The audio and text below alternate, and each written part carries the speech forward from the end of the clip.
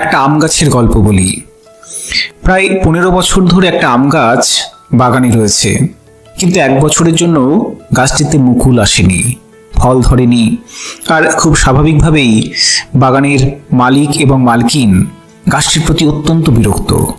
কেননা 15 বছর ধরে গাছটা রয়েছে, বড় হয়েছে, হৃষ্টপুষ্ট হয়েছে, ডালপালা ছড়িয়েছে, বাগানের জায়গা দখল করেছে, অথচ গাছটি 1 বছরের জন্য কোনো ফল দেয়নি। তাই গাছটাকে অনেকবার কেটে ফেলারও সিদ্ধান্ত হয়েছে।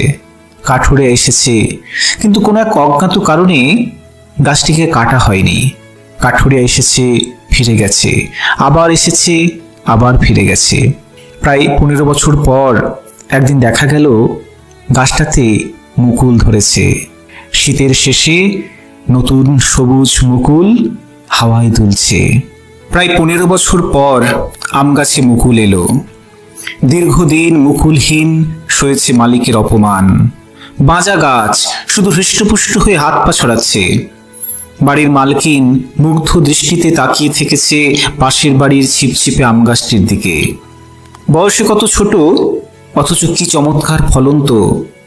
যতবারই গাছ কেটে ফেলার সিদ্ধান্ত হয়েছে, কোনো এক অদৃশ্য কারণে ফিরে গেছে কাঠুরিয়া। ভবিষ্যতে কোনো একদিন ফল ধরতে পারে বলেই কি অদ্ভুত এক মায়া পড়ে গেছে গাছটির প্রতি। গাছটির প্রতি এক রাশ ঘৃণা আর অপবাদ দিতে দিতে তবু পূর্ণিমার জ্যোৎস্নায় মালকিন তাকিয়ে থেকেছে গাছের চিকন পাতায় ঠিকরে আসা আলোর দিকে।